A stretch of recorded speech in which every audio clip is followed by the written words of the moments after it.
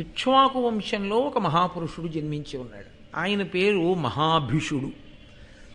మహానుభావుడు మహాభిషుడు 1000 అశ్వమేధ యాగములు చేశాడు, 100 రాజసూయ యాగములు చేశాడు. అంటే సామాన్యుడైనటువంటి రాజు కాడు, అసాధారణ ప్రజ్ఞాశాలి, గొప్ప రాజర్షి, అంతటి ధర్మం తెలుసున్నవాడు. ఆయన విమానం ఎక్కి ఇంద్రసభకి బ్రహ్మసభకి వెళ్ళగలిగేవాడు. బ్రహ్మసభకి ఒక ప్రత్యేకత ఉంటుంది. సాక్షాత్తు చతుర్ముఖ బ్రహ్మ, నాలుక మీద సరస్వతీదేవి ఉంటుంది. నాలుక మీద సరస్వతి నర్తించేటటువంటి చతుర్ముఖ బ్రహ్మగారు 4 ముఖములతో వేదం చెప్తూ ఉంటారు. పరమేష్ఠి అని పేరు ఆయనకి. ఆ మహానుభావుడు ఆయన ఆధ్యక్షమునందు కూర్చుని ఉండగా అంత మర్యాదగా ఉంటుంది సభ. అక్కడ ఇంకా ఏ ఇతరమైనటువంటి కల్మషభూయిష్టమైన ఆలోచనలతో కూడినటువంటి ప్రవర్తన అక్కడ అంగీకరింపబడదు. బాహ్యాభ్యంతరములయందు, లోపల అటువంటి భావన ఉండకూడదు, పైన అటువంటి భావన ఉండకూడదు. ఆ స్థితికి చేరగలిగాడన్నవాడు మాత్రమే బ్రహ్మసభలోకి ఎడతాడు తప్ప అక్కడికి వెళ్ళిపోవడం అనేటటువంటిది అసలు సాధ్యమే కాదు. దానికి తోడు మళ్ళీ బ్రహ్మసభలోకి వెళ్ళాలి అంటే చాలా చూస్తారు. ఇప్పుడు నేను అవన్నీ చెప్పడం కుదిరే విషయాలు కావనుకోండి. కాబట్టి అటువంటి బ్రహ్మసభలోకి వెళ్ళి నిలబడగలిగినటువంటి అదృష్టాన్ని, బ్రహ్మగారి సభలో బ్రహ్మగారు మాట్లాడుతుంటే కూర్చుని ఆయన ఇచ్చిన ఆదేశాలని వినడం. బ్రహ్మగారు మాట్లాడడం అంటే ఎలా ఉంటుందో తెలుసా అండి? ఏమది సామాన్యంగా ఉండదు. ఆయన ఇప్పుడు ఈ కదలిక ఎందుకు వచ్చింది అని అడిగారు అనుకోండి, ఇంకొక 500 సంవత్సరముల తర్వాత ఇప్పుడు వచ్చిన కదలిక ఎందుకు వచ్చిందో, అది ఆ తర్వాత దేనిగా పరిణమిస్తుందో చెప్తుంటారు సభలో. ఎందుచేతనంటే భూత భవిష్యత్తత్వమాన కాలములు గుర్తిరిగిన మహాపురుషుడు, త్రిమూర్తులలో ఒకరు. బ్రహ్మగారంటే సామాన్యమైనటువంటి స్వరూపం కాదది. అటువంటి మహానుభావుడు ఆయన ఆధ్యక్షం వహించి మాట్లాడుతుంటే, కమలగర్భుడై కూర్చునుంటే, ఆ సభలో నిలబడడం అంటే మాటలండి. మనుష్య జాతి గర్వపడవలసినటువంటి మహాపురుషులు వీళ్ళందరూ ప్రాతస్మరణీయులు. వీళ్ళ పేర్లు తలుచుకున్నంత మాత్రం చేత, వీళ్ళ గురించి విన్నంత మాత్రం చేత, వీళ్ళకి నమస్కరించినంత మాత్రం చేత ఈశ్వరానుగ్రహం కలుగుతుంది. అంతటి మహాపురుషులు. అందుకే మహాభారతం లాంటివి వినండి అని ఎందుకు చెప్తారంటే, అటువంటి మహాపురుషుల పేర్లు చెవిన పడితే చాలు. ఒరే, ఎక్కడ విశేషంరా 1000 అశ్వమేధ యాగములా, 100 రాజసూయ యాగములా, దివ్య విమానములు ఎక్కి చతుర్ముఖ బ్రహ్మగారి సభకి వెళ్ళడమా, ఇంద్రసభకి వెళ్ళి ఇంద్రుడితో కలిసి కూర్చోవడమా, ఏమి వాళ్ళు పొందినటువంటి వైభవం. అంతటి మహానుభావుడు. ఆయనకి ధర్మం తెలియదనో, ఆయన ఆషామాషిగా ప్రవర్తించే వ్యక్తెనో, ఆయనకి ఏవీ తెలియదనో మీరు అనుకోకూడదు. 4 సార్లు గణపతి హోమం గట్టిగా దగ్గర కూర్చుని ఆద్యంతం చూసిన వాడికి గణపతి హోమం ఎలా జరుగుతుందో తెలిసిపోతుంది.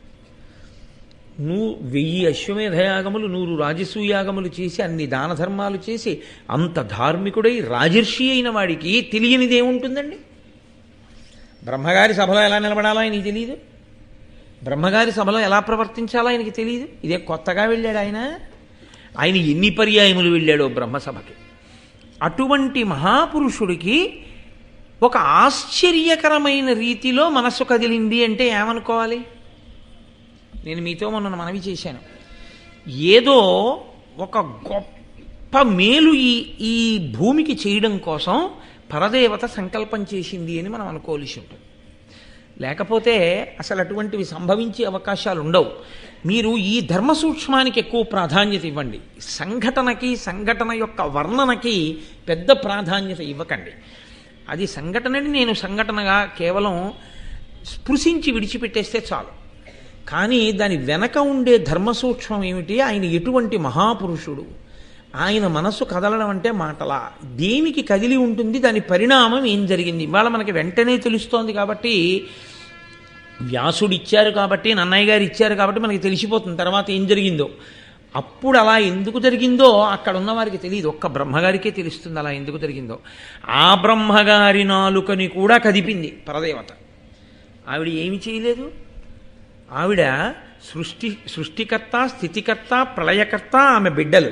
ఆమె ఏమైనా చేయగలదు. కాబట్టి అటువంటి తల్లి సంకల్పమేమో ఈ మహాభిషుడు వెళ్ళి బ్రహ్మగారి సభలో నిలబడ్డాడు. మహాతల్లి ఆవిడ దేవలోకంలో ప్రవహిస్తుంది, మందాకిని అన్న పేరుతో, భూమి మీద భాగీరథి అన్న పేరుతో ప్రవహిస్తుంది, పాతాళంలో భోగవతి అన్న పేరుతో ప్రవహిస్తుంది. 3 పేర్లతో ప్రవహించిన ఆవిడ మాత్రం ఒక్కరే, త్రిపథగా గంగ. అంతటి మహనీయమూర్తి గంగని పరమశివుడికి భార్యగా ఎక్కడా పౌరాణికంగా చెప్పడం కుదరదు. సంప్రదాయంలో కూడా గంగని భార్యగా చెప్పడం కుదరదు. ఆయన కేవలం భరించాడంతే. నేను వేరొక చోట మీకు ఈ అనుమానం రాకూడదు అని ముందుగా ఈ మాట అంటున్నాను. ఇప్పుడు ఈ మహాభీషుడు నిలబడున్నాడు, ఎదురుగుండా గంగమ్మ కూడా వచ్చి నిలబడింది. అకస్మాత్తుగా గాలి వీసింది. ఈ గాలి వేయడం అనేటటువంటిది, ఈ గాలి కదలిక ఒక మహత్తరమైన విషయాన్ని సృష్టిస్తుంటుంది మహాభారతంలో. ఒకసారి దేవయాని శర్మిష్ఠ బట్టలన్నీ అలాగే కలిసిపోయాయి గాలి వేస్తే. ఇక్కడ ఆవిడ కట్టుకున్న వస్త్రము కొద్దిగా భ్రంశమైంది. ఇటువంటి మహాభీషుడు, ఎంతటి మహానుభావుడు! అందరూ తల తిప్పుకున్నారు. ఆయన ఒక్కడు ఆవిడ వంక చూసి ఆయన మనస్సు యందు కామప్రచోదనం అయింది. ఆంతరమునందు బాహ్యమునందు కనిపెట్టగలిగిన వాడు బ్రహ్మగారు. ఆయన చూసి అన్నారు, ఈ సభ యందు ఎలా ఉండకూడదో అలా ఉన్నావు, కాబట్టి నువ్వు మర్త్యలోకమునకు వెళ్ళిపో, నువ్వు భూమి మీదకి వెళ్ళి మనుష్యునిగా పుట్టు. ఏమంటే బ్రహ్మగారి నోటి వెంట రావాలంటే శిలవైపోదువుగాక అనవచ్చు. యుక్తాయుక్త విచక్షణ లేకుండా ప్రవర్తించావు కాబట్టి నీ ఒక జంతువు అయిపోదువుగాక అనవచ్చు. నువ్వు బ్రహ్మరాక్షసుడు వగుదువుగాక అనొచ్చు. ఆయన అనలేదు. ఆయన నీవు మనుష్యలోకమునందు జన్మించదవుగాక అన్నారు. అసలు ఈ అనడం వెనక పరదేవత ఉంది అని మీరు గుర్తుపట్టాలి. ఆయన బ్రహ్మగారి నోటి వెంట మాట వచ్చేటట్టు చేసింది కూడా పరదేవత అయితే, ఆ సంఘటన చేయించింది కూడా పరదేవతే అని మీరు అంగీకరించవలసి ఉంటుంది. కాబట్టి ఇప్పుడు ఆయన నోటి వెంట ఏ మాట వచ్చిందో ఆ మాటకి ఔదల దాల్చి మహాభిషుడు మర్త్యలోకమునందు అనగా మనుష్యలోకమునందు పుట్టాలి. ఆయన అన్నాడు, మీరు శాపవాక్కు విడిచిపెట్టారు, నేను తప్పకుండా ఔదల దాలుస్తాను. తప్పు ఒప్పుకోగలిగినటువంటి గొప్ప స్థితి, చిన్న తప్పు, దానికి నేను మర్త్యలోకంలో పుట్టనా అని అడగలేదు ఆయన. నిజమే, ఎందుకు కలిగిందో నా మనస్సులో అటువంటి కదలిక కలిగింది. కాబట్టి మీరు ఇచ్చిన శాపాన్ని నేను అంగీకరిస్తున్నాను, కానీ నాకు ఒక వరం కావాలి. ఇప్పుడు భూమండలంలో మహానుభావుడు, రాజర్షి, గొప్ప ధర్మాత్ముడు, వేదం చదువుకున్నవాడు, తపస్వి, మహాపురుషుడైనటువంటి వాడు ప్రతీపుడు ఉన్నాడు. ఆ ప్రతీప మహారాజు గారు ఇదిగో ఈ భరతవంశంలో వచ్చినటువంటి వాడు. ఆయన భార్య పేరు సునంద. ఆ ప్రతీపునికి నేను కుమారుడిగా పుడతాను తప్ప మీరు చెప్పినట్లుగా మర్త్యలోకానికి వెళ్ళడానికి నాకు అభ్యంతరం లేదు, కానీ ఎవరి కడుపున పడితే వాళ్ళ కడుపున పుట్టమంటే మాత్రం నేను అంగీకరించాను. కనుక నేను ప్రతీప మహారాజు గారికి కొడుకుగా పుడతాను, నాకు ఈ అవకాశం ఇప్పించమన్నాడు. సంకల్పం ఏ తల్లి చేసిందో ఆ తల్లే బ్రహ్మగారి ద్వారా అనుగ్రహించవలసి ఉంటుంది. కాబట్టి వెంటనే బ్రహ్మగారికి కోపం తగ్గిపోయింది. ఆయన అన్నారు, తప్పకుండా నీవు ప్రతీపునకు కుమారుడిగా జన్మించదవుగాక. ఇప్పుడు ఈ మహాభిషుడు ఇక్ష్వాకు చంద్రవంశంలో ప్రతీప మహారాజు గారి యొక్క కుమారుడిగా పుట్టాలి అని సంకల్పం చేసుకుని బ్రహ్మసభలోంచి బయటికి వెళ్ళిపోయాడు. ఇంకా ఆయన గంగమ్మ వంక చూడలేదు. మహాభారతంలో గంగమ్మకి బ్రహ్మగారు శాపం ఇచ్చినట్లు లేదు. ఎందుకు ఇవ్వలేదు అంటే ఆవిడ దోషం ఏముందని ఇవ్వాలి? ఆవిడేమీ లేకి ప్రవర్తన చేయలేదు, గాలి వేసింది, ఆవిడ వస్త్రం భ్రంశమైంది అంతవరకు.